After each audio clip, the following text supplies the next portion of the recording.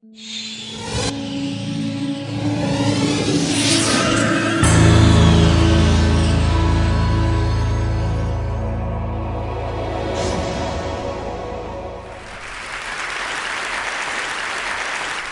night before I was heading for Scotland, I was invited to host the final of China's Got Talent show in Shanghai with the 80,000 live audience in the stadium. Guess who was the performing guest? Susan Boyle. And I told her, I'm going to Scotland the next day. She sang beautifully, and she even managed to say a few words in Chinese. 送你葱. So it's not like hello or thank you, those ordinary stuff. It means green onion for free. Why did she say that? Because it was a line from our Chinese parallel of Susan Boyle, a 50-some-year-old woman, a vegetable vendor in Shanghai, who loved singing Western opera, but she didn't understand any English or French or Italian, so she managed to fill in the lyrics with vegetable names in Chinese. And the last sentence of Nessun Dorma that she was singing in the stadium was green onion for free. So Susan Boyle was saying that 80,000 live audience sang together. That was hilarious. So I guess both Susan Boyle and this vegetable vendor in Shanghai belonged to otherness. You know, they were the least expected to be successful in the business called entertainment. Yet their courage and the talent brought them through, and the show and the platform gave them the stage to realize their dreams. Well, being different is not that difficult. We are all different from different perspectives. But I think being different is good because you present a different point of view. You may have the chance to make a difference. My generation has been very fortunate to witness and participate the historic transformation of China that has made so many changes in the past 20, 30 years. I remember that in the year of 1990, when I was graduating from college, I was applying for a job in the sales department of the first five-star hotel in Beijing, Great Wall Sheraton. It's still there. So after being interrogated by this Japanese manager for a half an hour, he finally said, "So, Miss Yang, do you have any question to ask me?" I summoned my courage and paused and said, "Yes, but could you let me know what actually do you sell?" I didn't have a clue what sales department was about in a five-star hotel. That was the first day I set my foot into a five-star hotel. Around the same time, I was going through audition, the first ever open audition by national television in China, as with another 1,000 college girls. The producer told us they were looking for some sweet, innocent, and beautiful, fresh face. So when it was my turn, I stood up and said, why women personalities on television always have to be beautiful, sweet, innocent, and, you know, supportive? Why can't they have their own ideas, their own voice? I thought I, kind of offended them, but actually they were impressed by my words. And so I was in the second round of competition, and then the third and the fourth. After 7 rounds of competition, I was the last one to survive it. So I was on national television primetime show, and believe it or not, that was the first show on Chinese television that allowed its hosts to speak out of their own minds without reading an approved script.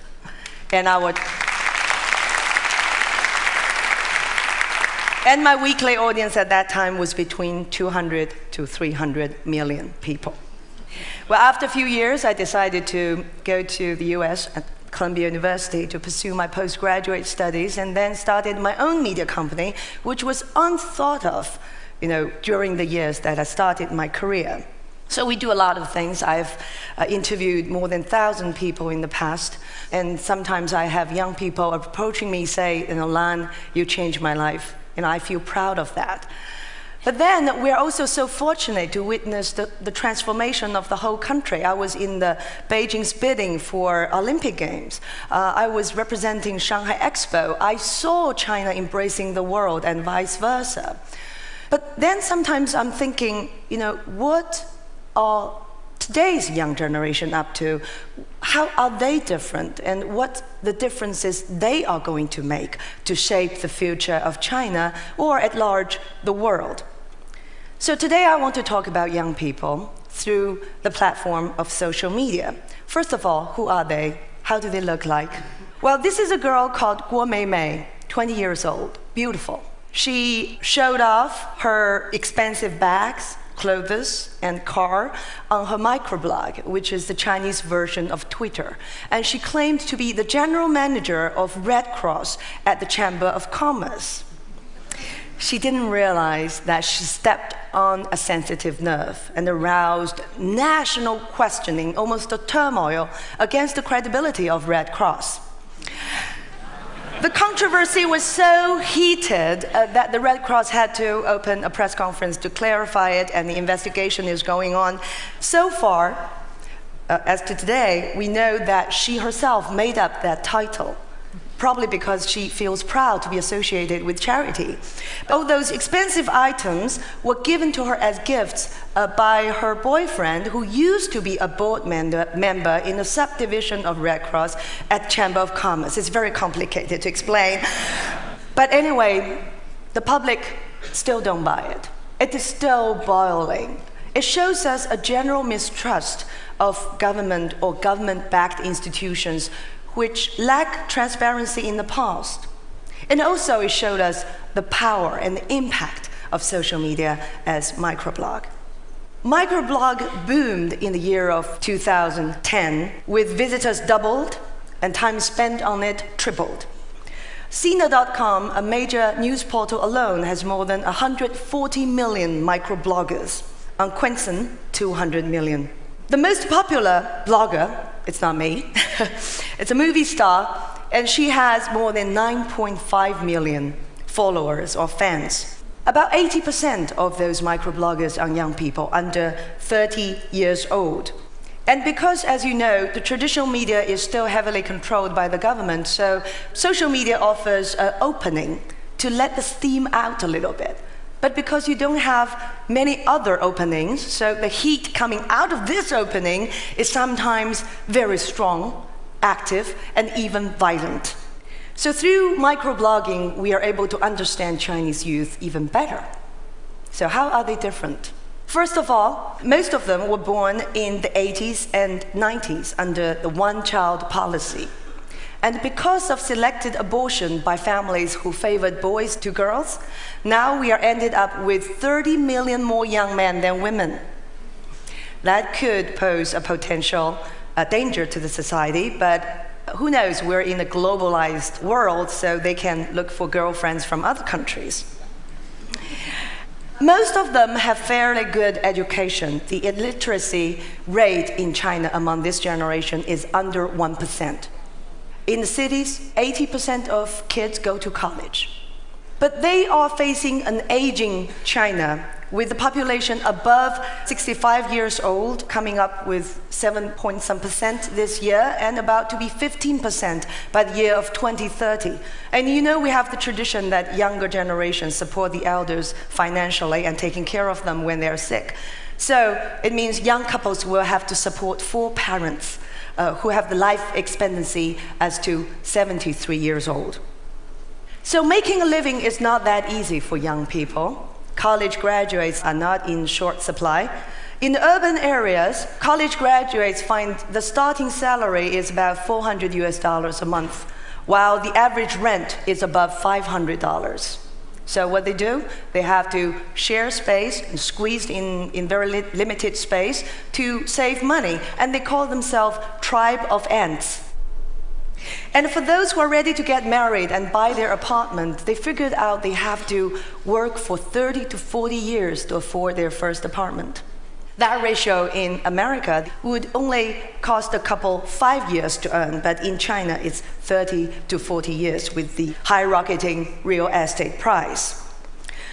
Among the 200 million migrant workers, 60% of them are young people. They find themselves sort of sandwiched between the urban areas and the rural areas. Most of them don't want to go back to the countryside, but they don't have the sense of belonging. They work for longer hours with less income, less social welfare. And they're more vulnerable to job losses, subject to inflation, tightening loans from banks, appreciation of renminbi, or decline of demands from Europe or America for the products they produce. Last year, there was an appalling incident in a southern OEM manufacturing compound in China. 13 young workers in their late teens and early 20s committed suicide, just one by one, like causing a contagious disease. But they died because of all different personal reasons. But this whole incident aroused a huge outcry from society about the isolation, both physical and mental, of these migrant workers. For those who do return back to the countryside, they find themselves very welcome locally because with the knowledge, skills, and networks they have learned in the cities with the assistance of internet, they are able to create more jobs, upgrade local agriculture, and create new business in the less developed market. So for the past few years, the coastal areas, they found themselves in a shortage of labor. These diagrams show a more general social background. The first one is the Engels coefficient, which explains that the cost of daily necessities has dropped its percentage all through the past decade in terms of the family income to about 37%.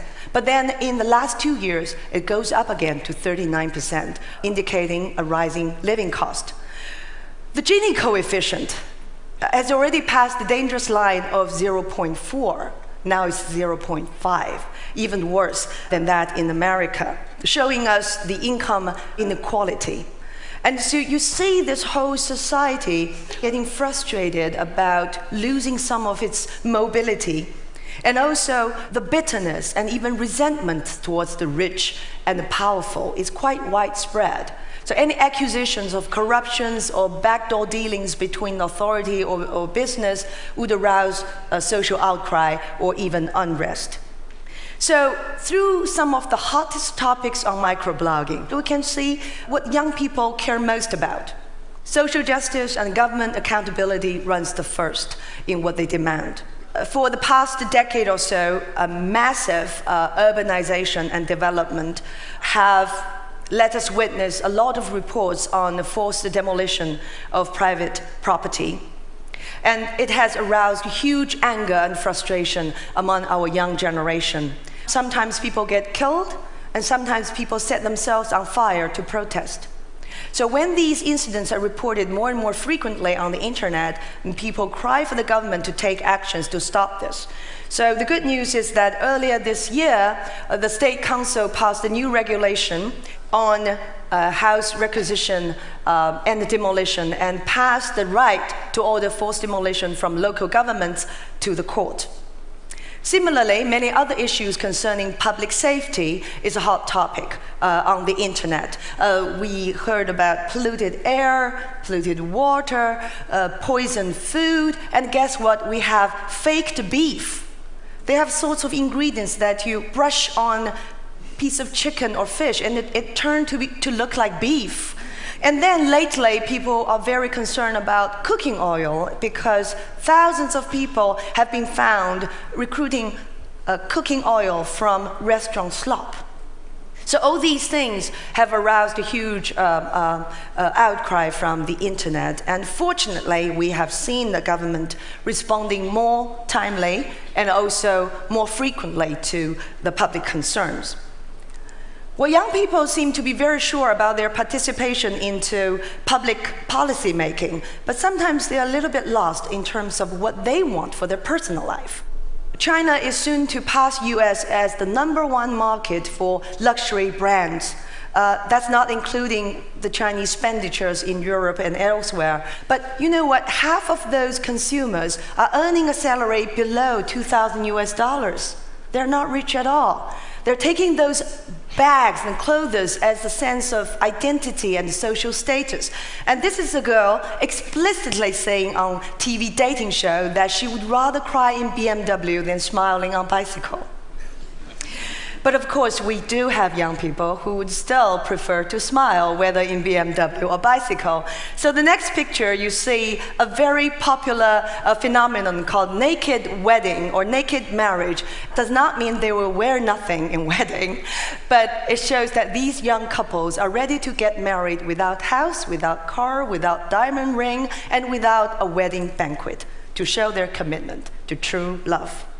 And also, people are doing good through social media. And the first picture showed us that a truck caging 500 homeless and kidnapped dogs for food processing was spotted and stopped on highway, with the whole country watching through microblogging. People were donating money, dog food, and offer volunteer work to stop that truck. And after hours of negotiation, 500 dogs were rescued. And here also, people are helping to find the missing children. A father posted his son's picture onto the internet. After thousands of resends in relay, the child was found, and we witnessed the reunion of the family through microblogging. So, happiness is the most popular word we have been heard through the past 2 years. Happiness is not only related to personal experiences and personal values, but also it's about the environment.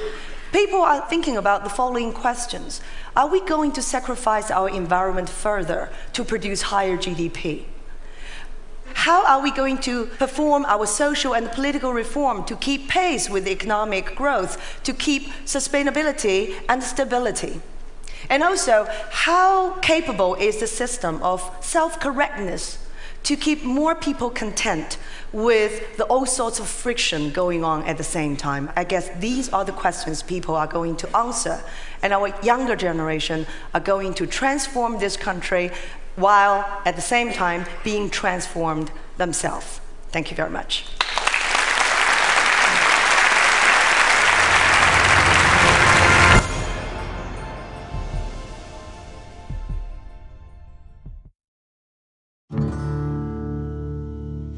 When I was 16, I found this motorcycle. It was a dilapidated piece of junk that wasn't going, but I realised how special it was. Restoration of this motorcycle has taught me to improvise with mechanical things. My name is Mark Lesek. I live in Hobart, Tasmania. I'm Director of Dynamic Welding and Engineering.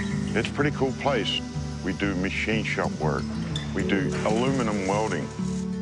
7 years ago, I had an accident and lost the best part of my arm. I got a prosthetic on my own insurance. It didn't work. It was very unreliable. It wasn't fixed to my body and flopped about. It simply wasn't up to the job. I thought, if you can fix your own motorcycle, why can't you fix a prosthetic?